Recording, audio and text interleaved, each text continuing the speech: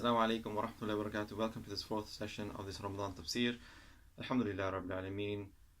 وأفضل الصلاة وأتم التسليم على سيدنا محمد وعلى آله وصحبه أجمعين وبعد.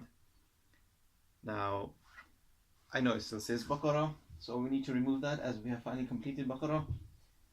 And we're on Surah Ali Imran. And in today's session, we will continue all four ayahs from Surah Ali Imran as it is another long surah, as I've mentioned. And just to finish off Surah Ali Imran, just a bit about the family of Imran again. So I mentioned Imran was the father of Maryam alayhi salam, and she had a sister, and that sister was married to Prophet Zakaria alayhi salam. Now Prophet Zakaria took care of Maryam when her father passed away, and he was also in charge and responsible for the Masjid al-Aqsa and the surrounding areas.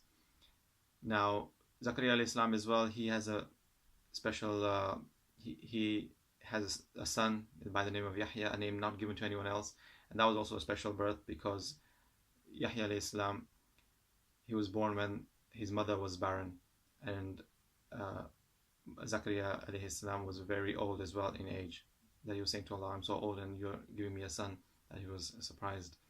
So Yahya is the cousin brother of Isa alayhi salam, the cousins, and as I mentioned, they both are in the second heaven. And on to the ayahs for today. The first ayah, Allah subhanahu wa ta'ala says, وَاعْتَصِمُوا بِحَبْلِ اللَّهِ جَمِيعًا وَلَا تَفَرَّقُوا, and hold fast unto the rope of Allah, and do not be disunited. So here the usage of the word rope is to mean the Quran. And if we look at it, if you think about it, a rope is such that if you are drowning, if you are in quicksand, if you are in a car being towed by another car, it is sort of a guide, it's sort of a thing that removes you and grants you success and saves you from things. And such, that is the Quran that Allah subhanahu wa ta'ala wants to describe to us as a rope. And He used the word rope, وَاعْتَصِمُوا بِحَبْلِ اللَّهِ, habl is rope. And hold fast onto this rope, hold fast onto the Quran is what is intended here. Because it is the Quran that takes us out from this darkness. It is the one that saves us, like a person drowning who can use a rope to save himself.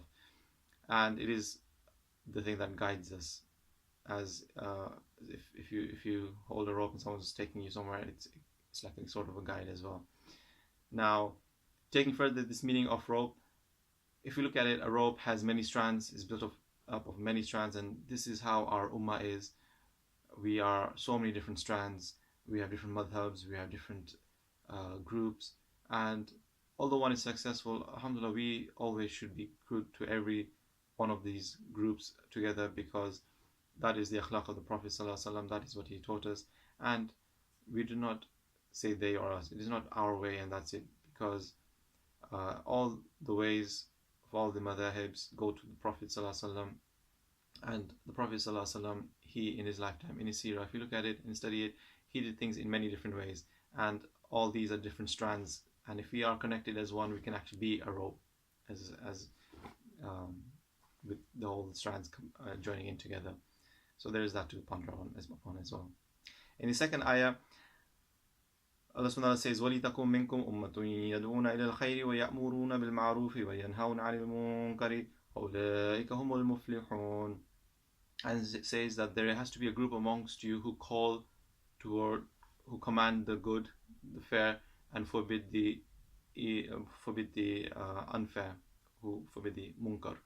So in here, Allah subhanahu wa ta'ala uses muqabala, a term in Arabic rhetoric, and it seems to be similar to at-tibaq, which is juxtaposition of two contrasting ideas. We have ya'muruna, to order, and yanhauna, to command and to forbid.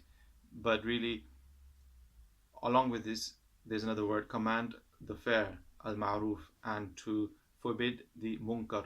So because there's two things associated with it, muqabala generally has more than one word. If we have multiple meanings and then we're using it to compare it to another idea, then that's when muqabala comes into play rather than at-tibaq. So what I think it is, the occupation, the thing that the prophets and the messengers, their task was to call on to the good and forbid the evil. But the Prophet ﷺ has sealed all this brotherhood of prophets. There are no more prophets to come, and it is upon us to take upon this duty to command good and forbid evil, and really just to try and spread goodness to all others. And inshallah, so our future generations, they have that, they understand what good is, to be good and to do ihsan to others. And Allah does good to you, and whatever Allah does good to us, we should do good to others like that. That's what Allah loves from us. In the third ayah, the Quran, it says, ها أنتم أولئك تحبونهم ولا يحبونكم وتؤمنون بالكتاب كله وإذا لقوكم قالوا آمنا وإذا خلوا عضوا عليكم الأنامل من الغيظ. So in this whole part, it was mentioning about the hypocrites, and it comes to the part which is وإذا لقوكم, and when they meet you, they say قالوا آمنا, they say we believe.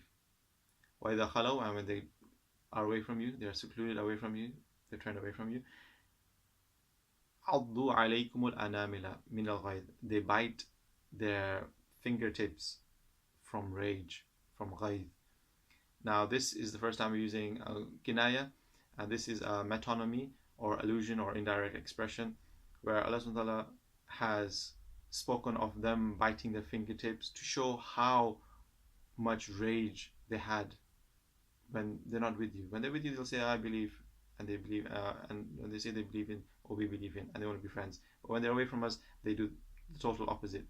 And to show that how much that they regret the missed opportunities, that they could not do harm to us. They always want to inflict harm upon us. So this is them being enraged of that, and just that hatred they have for us. So may Allah protect us from such people, and that we do not be ever facing them in any ways or any path that we walk on, and may protect us from all their harm. Ameen. As for the last ayah, Allah subhanahu wa ta'ala says in the Quran, وَمَنْ يَغْفِرُ الذُّنُوبَ إِلَّا اللَّهُ, and who forgives sins except Allah. So Allah subhanahu wa ta'ala asking here, who forgives sins except Allah, is actually saying rhetorically a question that no one forgives sins except Allah. So it is upon us that now in this month of Ramadan, that Allah subhanahu wa ta'ala has made it such that it is easy to do ibadat and worship, that we ask Allah for forgiveness, and we make it such that we are always in Allah subhanahu wa ta'ala's gaze, that He's always looking at us because of our beautiful actions and deeds, and that are pleasing to Him. Now, in this ayah, the rhetorical question that Allah subhanahu wa ta'ala put in the previous first juz that we saw, that Allah subhanahu wa ta'ala said, وَكُونُوا قِرَدَةً خَاسِينَ, and be monkeys abased. I didn't mention that that there was actually a generation that was turned into monkeys, the ones who did violate that Sabbath, I believe at the time of Dawood alayhi salam. And the point I wanted to make from that it didn't, was that evolution did not take place, that those were then wiped out later on, and those that were transformed were wiped out later on, and it did not evolve that we became monkeys or such, or that kind of strand led to being us being humans and monkeys and things like that. But Allah subhanahu wa ta'ala, He can do evolution as He wants to, and He can create whatever forms He wants. He is fa'alu lima yurid, He can do whatever He wants. And just like they were all taken out by a disease, a plague, Allah subhanahu wa ta'ala will do the same, as in when Juj come, Yog and Magog tribes that will come in towards the end of time, who are right now hidden, who are safely locked away because of Dhul-Qarnayn and the mountain He has made, and the thing that He has blocked them with. So may Allah guide us, and may Allah grant us a wonderful Ramadan. Wa sallallahu alayhi wa sallam.